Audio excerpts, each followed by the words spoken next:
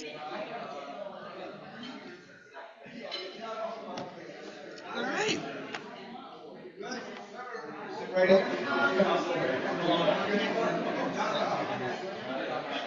So, at some point, you'll see a slide. Okay, get up. Let me see you.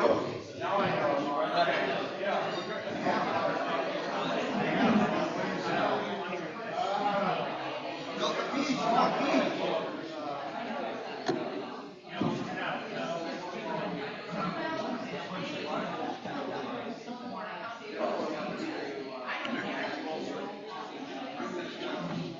Are we ready to rock? Rock and roll.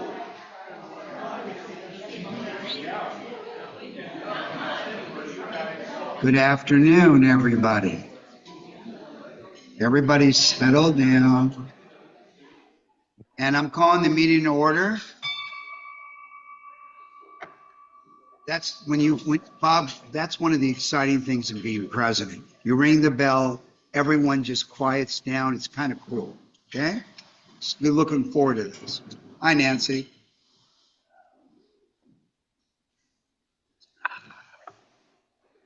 So welcome, Zoomers. I can see Marcia. Hi, Marcia. Chuck, Hello. good to see you. Hello. See you. So what I'll make a request, if you put yourselves on mute, I'd appreciate it. And the second request to the room, please mute your telephones. If the phone rings and it doesn't, I'm not picking on anybody, it's a $50 fine. Okay, we're not $5, Mark, you got lucky. $50 fine, Mark, if your phone rings during the meeting. Okay, good. Hi, everybody. So let's continue.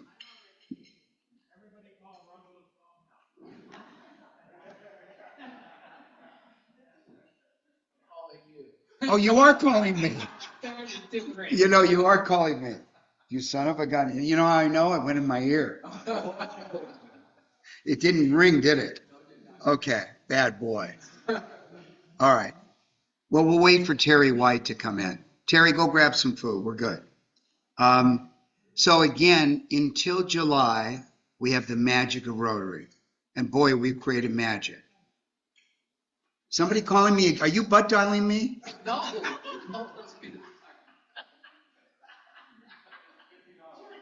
Oh, Peter. Now you know what I'm doing right now. I've turned the darn phone off. Everybody turn your phone off because if it rings, I'm going to hammer you 100. Both of you. Okay. Thank you for a good smile on my face. Okay. Let's continue. I am on Zoom. We're all on Zoom. Look who's here. Marcia, Chuck. Chuck looks like really meditative, doesn't it?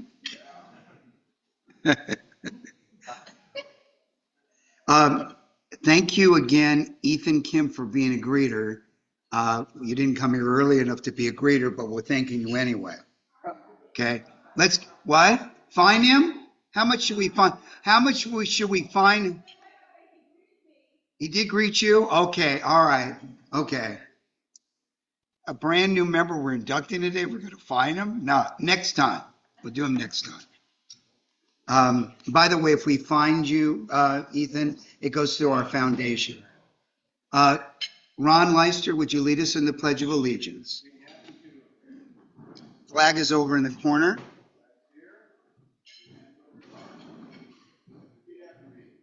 I pledge allegiance to the flag of the United States of America, to the republic for which it stands, one nation under God, indivisible, with liberty and justice for all. Thank you, Ron. Jim Crane, do you have a thought of the day? I bet you do. You were running up here. Come on in. You know, I was thinking about our speaker today and my own concern about the fact that in the world today we have these wars that are going on. And my thought was that there's really no people that gain anything by being involved in these wars. It just destruction of property and people's lives, people losing their lives, and it's just really a no-win situation. And so I thought today what I would do again is pray for peace, especially in these conflicts that are going on. So let's bow our heads. Heavenly Father, we are concerned today about all of the conflicts that are occurring around the world, especially that in Ukraine.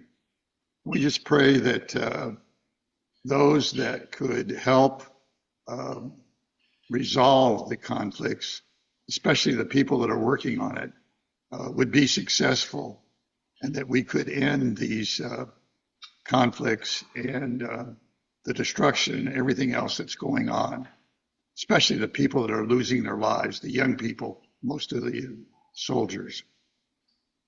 Again, we thank you, Lord, for allowing us to be here in the Rotary and to focus on peace. Amen. Amen. Very nice. By the way, welcome, Steve Scherer. We see you're happy, smiling. Where's your smile? There you go. Oh my God, very appropriate. You got your hat? Ed Galt, come up.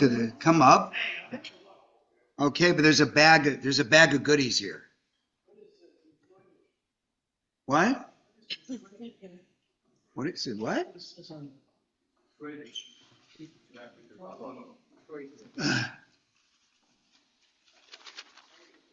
On the computer. Oh, that's. Could we all stand for the song, please?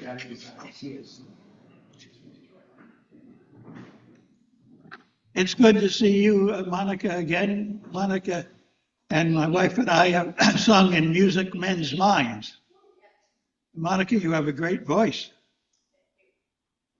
And God Bless America was composed by Irving Berlin and memorialized by Kate Smith. Kate Smith sang it before the Philadelphia Flyer hockey games, and they never lost a game. So let me put a hat on, and then we'll give it a shot. Are you putting a Flyers hat on? Well, I'll put a hat on. You tell me what it is. Okay, all right. We can all guess what the hat is. Oh my God, look at this. He's pretending to be Pope Leo's brother. Well, this could be, Robert, a hat that God wears in heaven, right? Okay, here we go. God bless America, land that I love.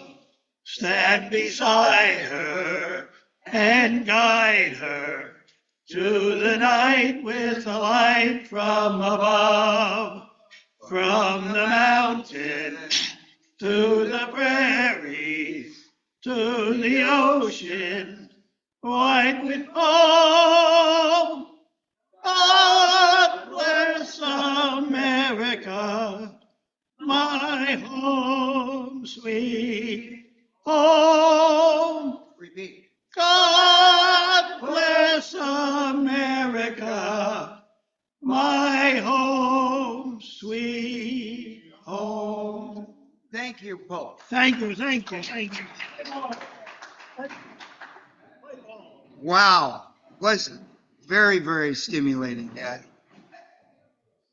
I want to thank today's windmill rider, Janet Schwartz. Thank you. Everybody give Janet an applause. Janet, one of the nice things today, we're recording the meeting. So if you want some notes, you don't have to write down everything, okay? Visiting Rotarians and guests of Rotarians. Do I see? Oh, I have to introduce the First Lady. Stand up, my First Lady. Those of you who do not know my wife, that's Susan Taylor Fisher, and welcome. Okay. Anybody else that's a guest? Oh, you have to introduce your beautiful wife. Yeah. And I think her name is Kathy, right? Right, okay, good. And so who wants to give a recap of?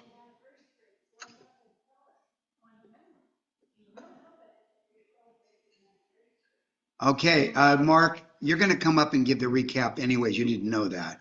Can you introduce your bride of how many years? 49 years. A big fine. Hold it. Wait a second. Mark, what would the fine be for a 49-year marriage? I think for sure, when you said that, it pops up to $500 now. Okay, there you go. 500. Okay? It's only because he made a wise remark. What is the quality of your marriage? Talk about it right now. It just doesn't get any better. Okay.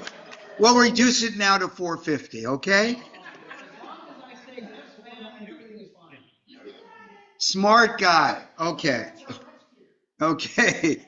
So, Mark, do you want to give you're eating. Who would like to give the recap of last Saturday's district assembly? There. Well, Bob Simon was there. Would you like to get up here and talk about it? He's eating too. That's okay. Bob Simon can eat and talk at the same time. Okay? There was a district gathering, probably a few hundred people there. It began with arriving at the venue before anyone else with Mark to a drizzle. They had tables set up outside, which had eventually been moved inside. It was at Woodbury. University, which is just the other side of the Burbank Airport. And we were introduced to the district governor, the district governor nominee, and the district governor designate. So Rotary plans in depth several years in advance, which is one of their strongest features as an organization. And the district assembly is for all the people in leadership who want to know what's going on and how to carry it forward. And so there were breakout sessions for membership, for foundation, for presidents. Thank you for attending that president's meeting. You're welcome. And that's my report. Thank you very much. We had 5 people that attended of our club. It's better than 0, and I'm happy about that. Well, it could have been, all right. New member induction. Oh, Diane, Mark, Ethan, please come up. Ethan, it's your new membership induction, okay? Yes. What? We did. Okay. No. You're right over there. So, Mark, what is everything that's in here? I got all kinds of stuff. You look at there. There it is. I got Chris Gaynor's credit card numbers in here. I got all kinds of stuff.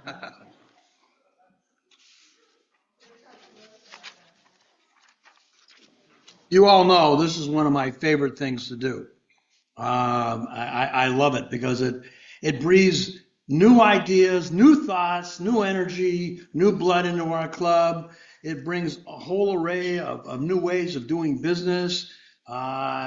It validates us as Rotarians. And my thought always was, the way that we think of the world should be the way that everybody thinks of the world. And why isn't everybody a Rotarian? But, that's impossible. But we've got the new blood coming in that's going to help install that and validate it. And most of all, I think between Matthew and Chuck McQuarrie that we've talked to several times, and Ethan, who I had a chance to enjoy last evening, chatting with him over at the Hillcrest Bar for an hour and a half. I'm very excited for the future of this club. very excited for this district, but the future of this club, which means I'm excited for Rotary. And so it's with great pleasure and great honor that I officially induct you as the newest member of our club. This is your certificate. What's his name? Ethan Kim. Okay. Ethan Kim. And your packet of information, which you'll have a test on that later on today. Yeah. Rotarians, welcome. Join me in welcoming our newest member.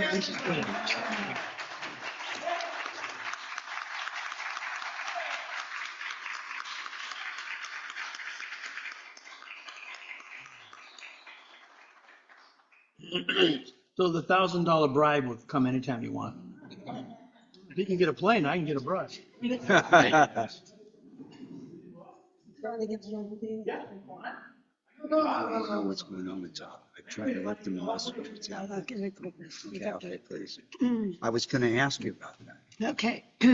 Okay, two quick announcements. First off, at the assembly, we also had two UCLA Rotaracts that joined us. And the second announcement is, excuse me, Tom Barron had knee surgery yesterday. The infection in his body is behind his replaced knee, so they couldn't see it because of the metal. So they had to go in, they found it. He had surgery yesterday. He said he would be out probably another 3 to 4 weeks. So keep him in your prayers. No wonder Margot didn't answer the phone. I called, there was no answer, so now I understand. Okay. What? Okay. I get it. So again, we have to talk about the ad for this, for the district conference, if we're going to do it. We have to have it by tomorrow. Okay, so remember the ad book that they asked us? Okay, if we're going to do it, we have to jump on it. So Steve, I know you did an ad with Mikiko last year. They want us to do one and we have to have it by Friday. Do you have any, did you save any of the photos or anything, how we can align it? We need to put picture of District Governor Albert, myself, and some others in it. So do you have something? We can, a template? Last year, like. Yeah. When I get home also. Okay, perfect. Send it to Diane and we'll work it through. Okay? Thank you very much. So with that regard, 2025 district conference is at Temecula. I would encourage everybody to be there, but it looks like just Susan and I will be there. You going to be there, Monica? Okay, we'll look forward to seeing you and having a glass of wine together. Okay. And this should be, there's a couple of themes. There's a Kentucky Derby kind of thing and a siesta, whatever. Siesta.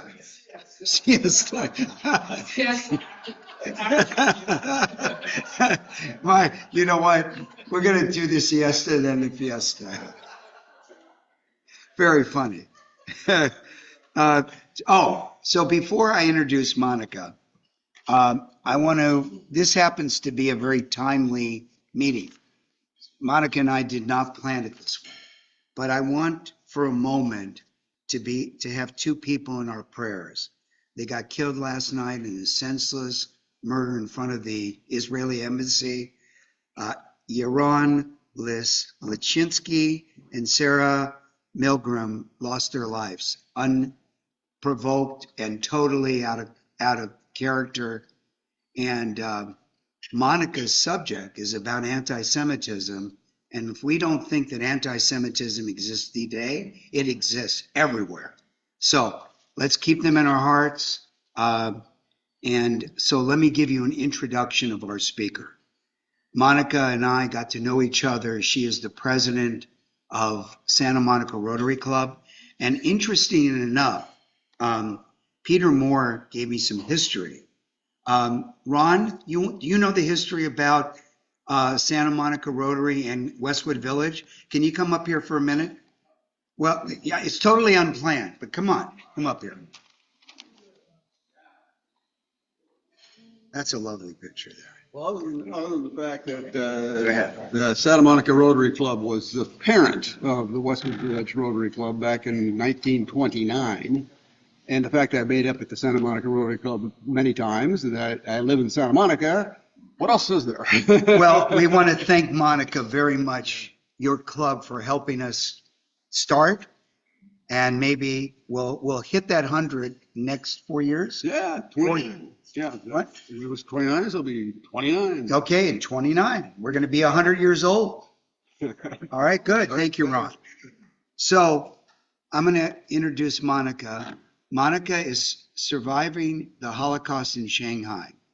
She has twin sister, Gita. They were born in Shanghai in the Hongkou district of the city, lived in what became Shanghai Jewish ghetto. They were there for 8 years, including 2.5 years of World War II, where they were interned by the Japanese. In her talk, they review their life in the ghetto, their memories, experience of loss, fear, hunger, and some happy times. They also include their move to the United States and their lives that they have built as adults. They have spoken, and this is the sisters, to the Los Angeles Holocaust Museum, temples, churches, schools, private home gatherings. Recently, they were invited to Connecticut and Pennsylvania to share their story. Monika White, PhD, is a retired social worker and gerontologist, correct? Is that pronounced correct? Is that working with seniors? Okay. And an adjunct professor at USC. We won't hold you against it because this is a Bruin. Okay. She's a 30-year member of the Rotary Club of Santa Monica, and she is the current president of the club. She volunteers for nonprofits, including Jewish Family Services Holocaust Program. And it is my privilege and honor to introduce my sister.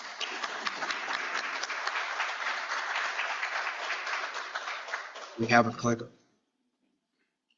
We have a clicker. Thank Your you. program's up and ready to All go. right. If you wanna be over Could here. I, because I'm so short, yes, could I'll we move move this. that? Like looking through a, Oh, okay. hold on. Here, oy vey, Oy vey. oy vey. So, wait a second, how can we move this? Our, Give me one. our mother, Everything's gonna fall. So. our mother, oy vey was never enough. It was oy vavoy. Oy vavoy. Oy vavoy. She used to always say that. Okay, what did I do? I don't know what I did. Here we go. I can bring you greetings from my sister. Normally we do these talks together, but she's getting ready to go see all her kids, grandkids, and great-grandkids in Minnesota. So I'm doing this on my own. Plus, this is about half the talk really fast. We usually get about an hour to an hour and a half to tell the whole story, so it's a little bit abbreviated. But let me start by saying this. We were born there before the war. We were born in 1939. If you want to do the math, we turned 85 in December. So much of our story is from the perspective of children. We were children. When you're children, you don't really understand what's going on, you know, in any depth. More like later when you look back on it. So, you know, that's different. The other difference is we were in Shanghai. We were not in Europe. We were not bombed every single day. We were not in a concentration camp. So we had a little bit of a different experience than you usually hear from survivors. But there were many people who found themselves in strange lands. There were many people who were on the run the entire war. There were many people who were hidden the entire war, like Anne Frank. You know, those kinds of stories. Not everybody who suffered at the hands of the Nazis were in concentration camps or, you know, in Europe or Poland or so on. So it's a little bit of a different story. A lot of our story is from our own memories, which may be because we're twins. I'm 5 minutes older. Maybe because we're twins, and we might have reinforced each other's memories, but we have very vivid memories from very young on. So anyway, we like everybody, these are our parents. Our dad was from Germany. Our mother was born in Poland, but her family went to Germany when she was about 2 or 3. So that's where she grew up. I don't know how many people know this, but this was Berlin in 1938. 1938 was the year that no country in the world, including the United States, accepted Jewish refugees. Boatloads of people were turned away, boatloads of refugees. And in 1938, something happened to our dad on the streets of Berlin. I don't know if you know that Hitler already had built 5 concentration camps, or labor camps as they were called then, labor camps by 1933. And from then on, all somebody had to do is say, see that guy Benjamin? He's a Jew. And they would pick you up wherever you were and throw you into one of these 5 camps. And that's what happened to our dad. He wasn't anybody. He wasn't a politician or a professor or an activist, just a Jew. And so he disappeared. And that's what happened to people. They just disappeared in those years before the war. People just disappeared. However, you could go from camp to camp and see if you could find your person. That was allowed. And if you did find them, you could get them out. You could get them out by showing that you had passage somewhere out of the country, because all Hitler wanted at that time was the Jews out of Germany. That was his goal at the time, out of Germany. So if you could show that you had a way out, you could be released from the camp and go. And you had to promise not to come back. And while we've never read about it, we think probably some money exchanged hands. It seems, like it probably would be. And this is what happened to our dad. And he was he was in Buchenwald. He and our mom were engaged, and the 2 families got together, and they found him eventually. He was in just a little under a year in Buchenwald.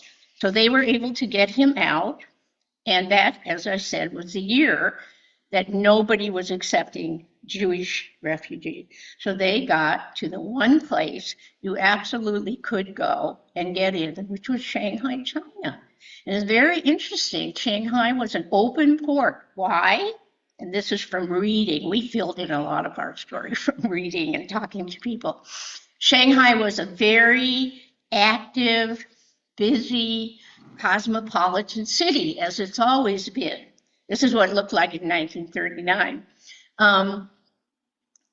They did a lot of business. All countries from all over the world had businesses in Shanghai, and they agreed as a business community, come one, come all, do business with us. So you didn't even have to have papers to get into Shanghai. Anybody was welcome. So our parents decided that's where they would go. They were able to get to, and they arrived January 27th, 1939. And I'm going to just go over here real fast. See this arch right here? Does it show up pretty well? See?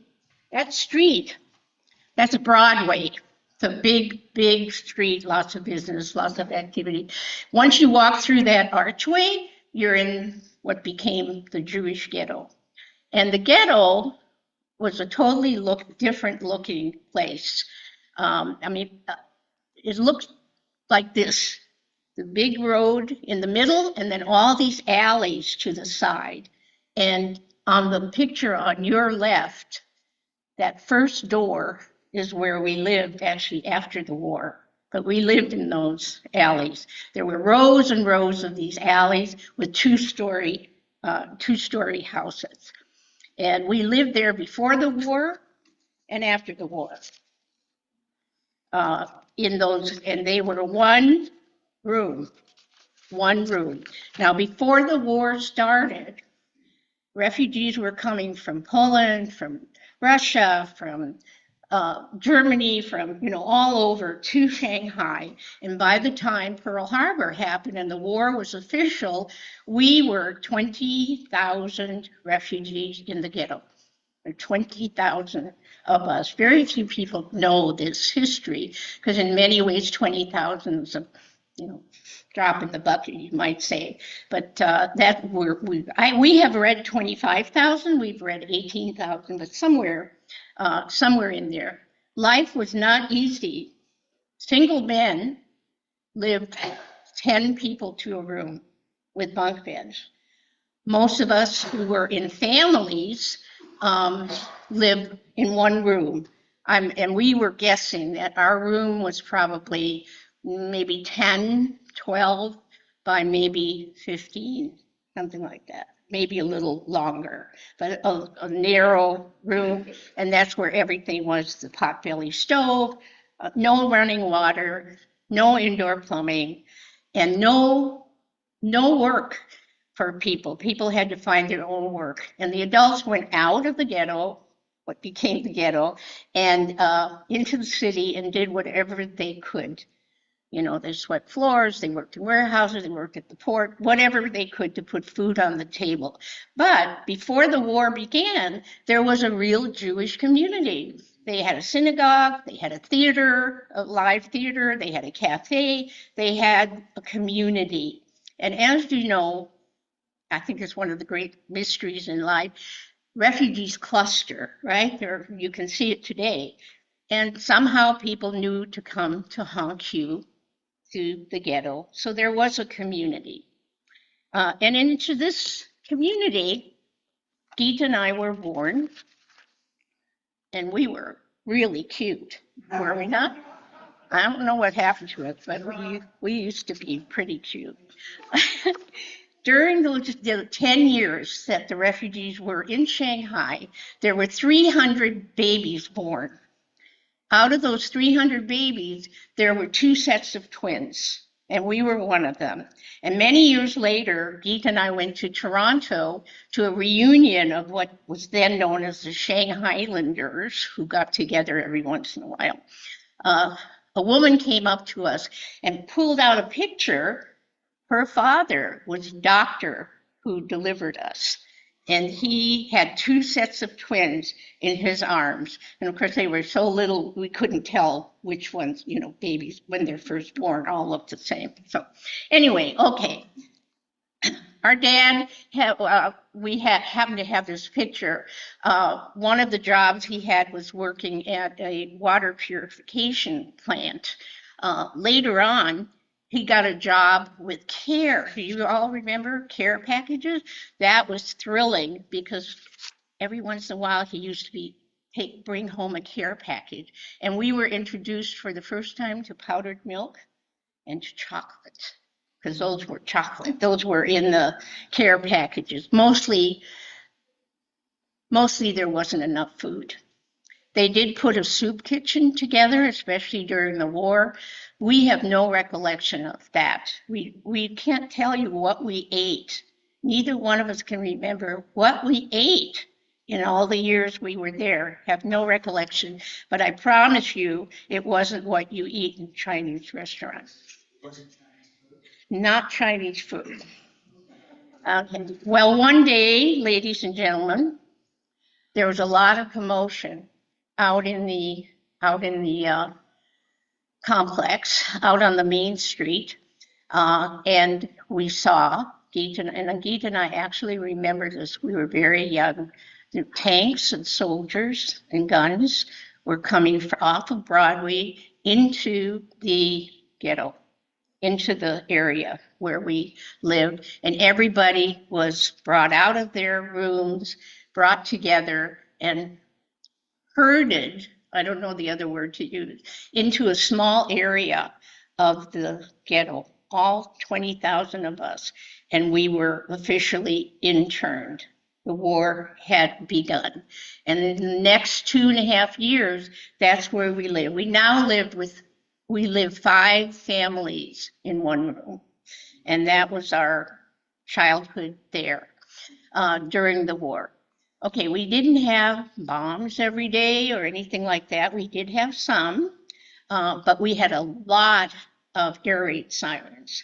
And as little as we were 3, 4, 5 years old during the war, we learned that when we heard the air raid siren, we would run if we were alone and the adults weren't there, which was often. We ran to the windows and opened all the windows so that the building wouldn't implode if it got bombed. So it would, explode, but not implode. And we learned to do that. And then we would sit in the hallway, all huddled together until we got the all clear. And that happened a lot. Even though there weren't often bombs, there were lots of siren. Food became even more scarce, and it was increasingly difficult for the adults to get jobs. There was a Japanese soldier named Goya, Goya. You can actually read about him in the literature of World War II. Goya stood at the archway out to the city from the ghetto and decided, depending what side of the bed he got on, whether you were allowed to go out and work today or not. And he was a very short guy, had a little bit of a Napoleonic complex according to the literature. He would yell at people. He would stand on a table and yell at people and say, you may not go out today. So things were really tough during the war, during the times. And it was difficult, believe me, living with 4 other families in one room. No matter what, I think this is true of many cultures, but especially I think of the Jewish culture. It doesn't matter what's going on in the world, children have to go to school. Education goes on. There we are in kindergarten. We put a square around us. We were still pretty cute, I think. Boys and girls were separated. And school, they tried to make it as comfortable as possible for the kids. We went to school all the time during the war. There were very wealthy Jewish families who built schools for us, who tried to help us, but there was only so much they could do. But we went to a Jewish school in Hongqiu. And they tried to let us have fun. So they, when you're twins, you're always cute. So they push you out and they say, sing, dance, do something, just to get out there. They had talent shows. They taught us songs from different countries. We learned phonetically Russian, Spanish, English, whatever, all kinds of songs from different countries, and they would dress us up according to that country, and we would sing that song as if we spoke the language. This was anchors away from the United States. We only spoke German. We didn't speak English, but that one we sang that in English. So we were kind of used to being out in front of people. One day during the war, we came home and our mother was gone. We were 5, so we were near the end of the war.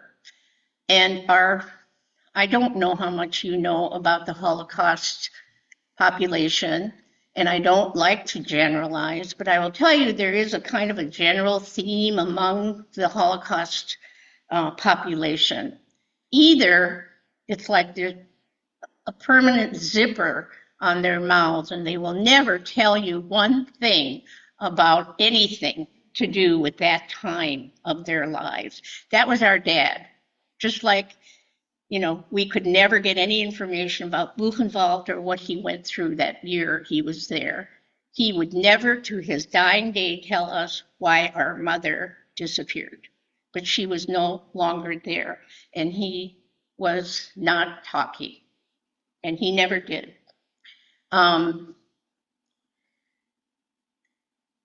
We just had to get used to it. So we were 5. The war ended, and it ended kind of like it started. Everybody ran out on the street one day, in terms of our perspective. Everybody was shouting and kissing and hugging and yelling out on the street. We were free. Now, we were not behind a fence. We were not behind bars, but we were not free. There were soldiers, and we were kept in this small area of the ghetto with little food, with a lot of fear, you guys, with the air raid sirens were very, very scary. It took us years to be able to go to a 4th of July celebration, to not jump when we heard a siren, but we did get over it. We now actually can go to a 4th of July fireworks thing, but it took many, many years to get over that. So the war ended, and here's what happened. We were moved back into our one room, now with our dad, the 3 of us. Our mom was gone. We went to school. We were back in our room. We went to school.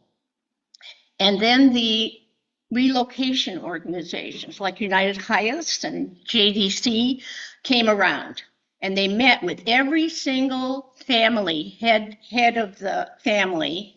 They met with every one of them and said, where do you want to go? Okay, you couldn't say, I want to live in Miami or Las Vegas or, New York or whatever, Chicago.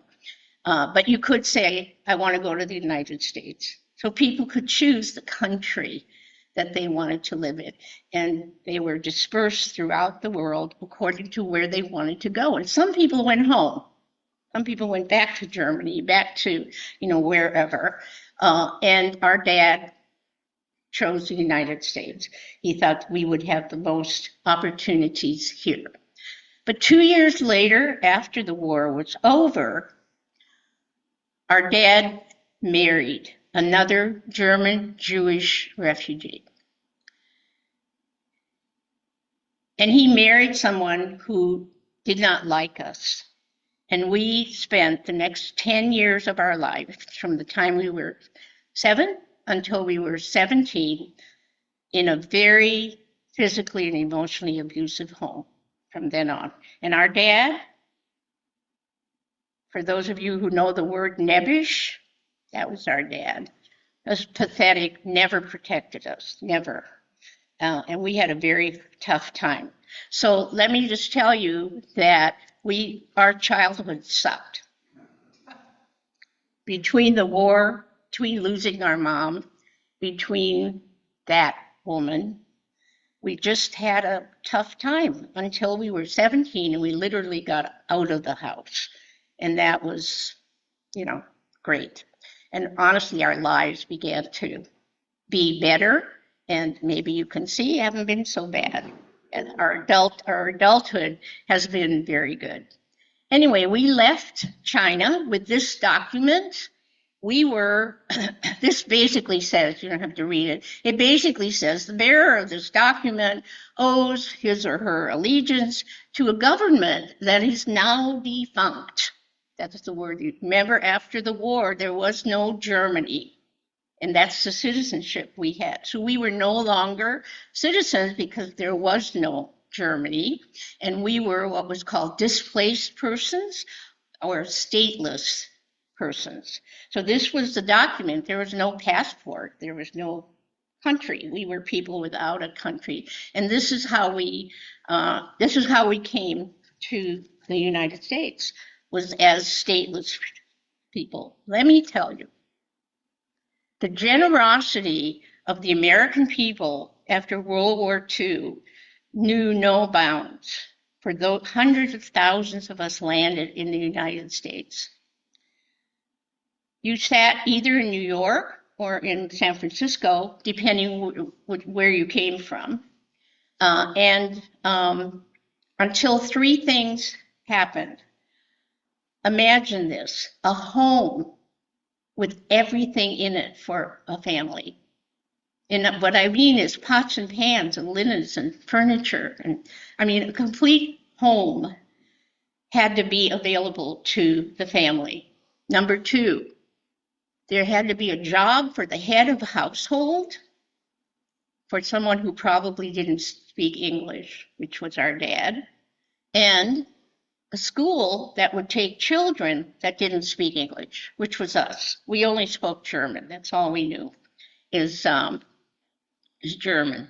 And then wherever that happens is where you go. And that's how we landed in Duluth, Minnesota. In case you don't know where Duluth, Minnesota is, it's practically in Canada. It's at the tip of Lake Superior. It's one of the coldest places in the United States. It was quite a shock. But we walked into a home like we couldn't believe. I mean, we as children could not believe this place. Now, our parents probably knew better, but for us, it was really, really something. For one thing, we had indoor plumbing. That was new. There were a lot of new things. We walked into a two-story, we had the upstairs in Duluth off of an alley, and you walked into the kitchen, and we thought that was it, and it was already miraculous because you could see there was a bathroom off the kitchen and a pantry with all kinds of canned, dry goods. And it was like, we got rich somehow. We, walked into and then there was a living room, a dining room, and 2 bedrooms, lots of toys and, secondhand clothes. It was quite remarkable. We landed in April. So they put us in school full time for the summer just to study English. And by fall, we were actually able to, communicate some. And we also found that we were way ahead in school of the other kids in terms of the subject once we got to school. Here we are arriving in San Francisco in 48. We were 8. We came in under the Bay Bridge, but we saw the Golden Gate. It was quite thrilling. These are the scenes that we remember most about Shanghai. The ever-present rickshaw, which we got to ride after the war to school, which was a couple blocks away. The life on the streets in Shanghai during that time. People lived on the streets, they died on the streets, they worked on the streets. I mean, it was just very common to see even dead bodies on the street and people working and living on the street. That's a very vivid memory to us. And the river that goes through the city, which flooded every year. And Geet and I have this vivid memory of our dad carrying us one on each shoulder and walking with us because the ghetto flooded. And so that we wouldn't get wet, he would carry us around. We did, both of us, get back to visit the ghetto. I've been 2 or 3 times maybe back. There's nothing left of the ghetto, but you can see the alley, how they were. They were just the same. We both went in the late 80s and we got to meet some people there. And if you could see the gentleman in the back row with the kind of balding head, he came out of that building where we used to live and he looked at us and he said he remembered the foreign twins who lived there because we lived in that ghetto with the lowest income Chinese people in the city. That's who lived there. We didn't have much to do with him, but he was there. And he looked at us and he said, Finkelstein, Rubenstein, he rattled off all kinds of Jewish names because he remembered. That was quite a trip. Today, there's nothing really left of the ghetto except the Shanghai Jewish Refugee Museum, which is absolutely beautiful. And that was the synagogue before the war. The building remained, and that's the only thing left of the ghetto. Okay, I know I'm getting to my time. I've left a whole lot out, but let me just know about our reunion with our mother. When we were 25 years old, we decided to search for her. We went to our dad and we said, we would like to find our mother. And he said, you'll be sorry, and would not give us any information. But we worked with the Council of Jewish Women here in Los Angeles, and they said, let's give it a try. The form was about that big for missing people. And we had 5 pieces of information that we had from our birth certificate that we knew where she was, when we lost her. 5 years later, without a word, I get a call from the Council of Jewish Women. And they said, we think we found your mother. And they said, be very careful, because people try to come to the States when they don't really, are not connected to you. That very afternoon, Deet and I each got a letter from our mom with a picture, and we knew it was her. I mean, we didn't really remember her, but, we think we look like her. We got her hair and, and her height and her round body. Thanks, Mom. And so we did get together, and we had her in our life for her last 20 years. So you want to know what happened. We wanted to know what happened. Unfortunately, she was already in early onset Alzheimer's. She was a mess. She was full of guilt and anxiety, PTSD. I mean, horrendous things had happened to her. But she also married another German Jewish refugee. Her husband, Horst, we loved him. We loved him. He had spent 4 years in Auschwitz before he came to Shanghai. And they met and married there and had a daughter who's 7 years younger than we were. And eventually, we got together, and this is the only picture we have with Dorothy in the middle and Ema. We call her Ema. We actually talked about, what should we call you? I mean, she didn't raise us. We didn't know her, and we decided we would use the Hebrew word for mother, which many of you know, which is Ema. And all our friends thought that was her name. So everybody called her Ema. Ema and Horst and Dorothy, their daughter, and the two of us. This is the only picture we have. We were 44 years old when we finally met Dorothy, and Dorothy still lives in Israel. They went to Israel after the war. They went to Israel, and she still lives there. She has grandkids and a family. Mm-hmm. Where was your mom when you first? In Israel. Oh, okay. Yep. No. Yeah. No, she never lived here. And but we visited back and forth for all those years until she passed away, and so did Horst. But we're very much in touch with our half sister. We get along. We're great friends. We're on the phone. We do WhatsApp. We visit. In fact, we were there in Israel just a couple of years ago, and we're there for the birth of her 3rd grandchild, and she has been here too. So I know I'm out of time, but here's kind of our growing up, and I've left a lot out because I just don't have the time, but I thank you for your interest, and I'm happy to stay for questions. So we have some time for questions. So yes. Okay, so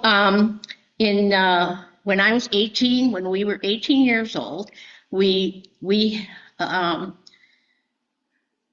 were out from the house. Okay, so we were free, but already, I don't know if any of you were teenagers in the 50s, but the only way a girl could leave her home in the 50s was to get married, which is what we both did. My marriage didn't even last 2 years. She started having babies right away. That's why we have this huge family now. I'll tell you in a minute. But when we were 18, I took a trip to Los Angeles. By this time, we were living in Minneapolis with a friend, and came here. And I stepped out and I said, "What am I doing living in Minnesota?" And I have been here ever since. My sister was stuck. She already had a 3-month-old. My sister accomplished so much in our lives because she rebuilt our family. No one else but our mother and father survived the war. They tried to get their families, both sides, to leave when they left in 1938, and they wouldn't. What did they say? It'll pass. Yeah, nobody survived. My sister has 5 kids, 12 grandchildren, and 6 great-grandchildren. She has rebuilt our family, and I'm so proud of her. All I ever did was sit on my tuchus and get a PhD. That's the best I did. And last Thanksgiving, we always get together, all of us. We sat 47 people for Thanksgiving dinner, all family and extended family. Yes. I just want to thank you for this presentation because my family's from here too, and we've been there since the late 1800s and we're still there. Wow. But we were on the other side, and you know where the Americans. We were too young. We don't know where anything was.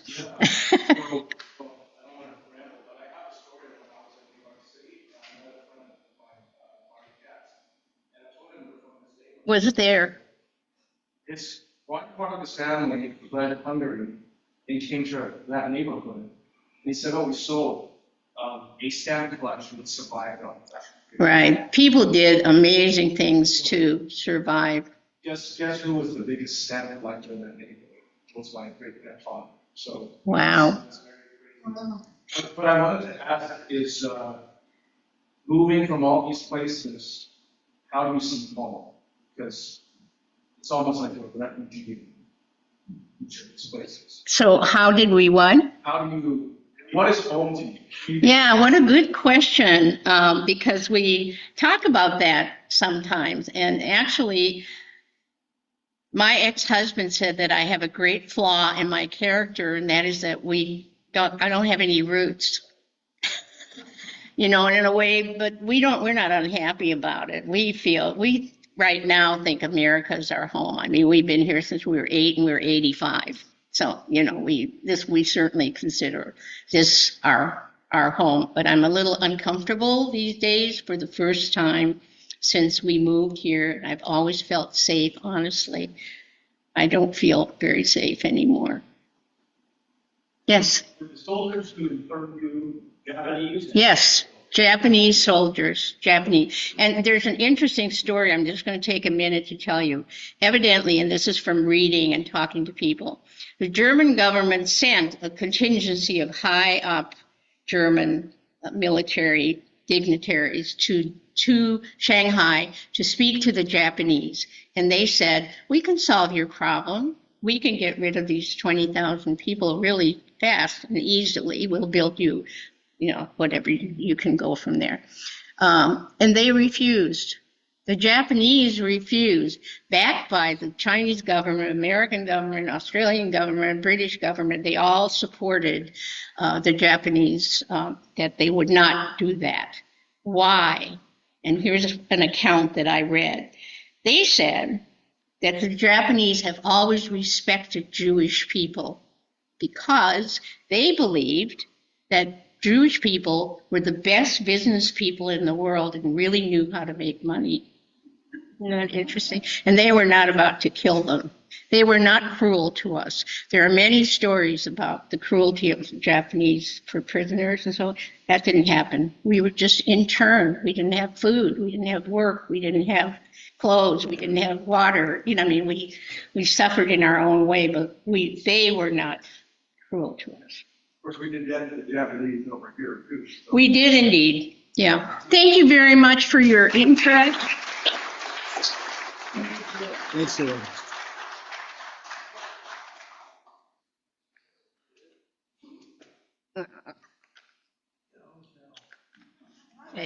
Who said that? Ah. $500 voucher. Ah! Another one. What are you doing? Come He on. wants to take a picture. All right, Mark, come on. Come on. Jeez. Give me that, will you? Okay. Here's a small gift from our club. Oh, Give it around. thank you so much. Oh, how nice. You touch them. There.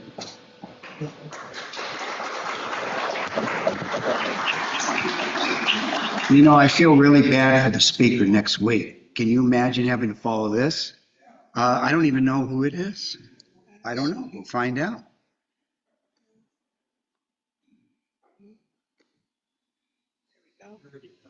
Oh, next week, Frank Rojas, ACS Security. I don't know what that's about. Maybe it's a pitch of getting your systems up to date. I don't know. It came from John O'Keefe. That gives me a reason to believe that. But that's a what is it? Okay, so given the nature of all the burglaries in the West Side, this might be a good speaker. I want to thank Monica again for being not only a friend but an excellent speaker. Very heartfelt. And with that, we will bing, bing, bing, bing. Wait a second. The bell, and the meeting is over.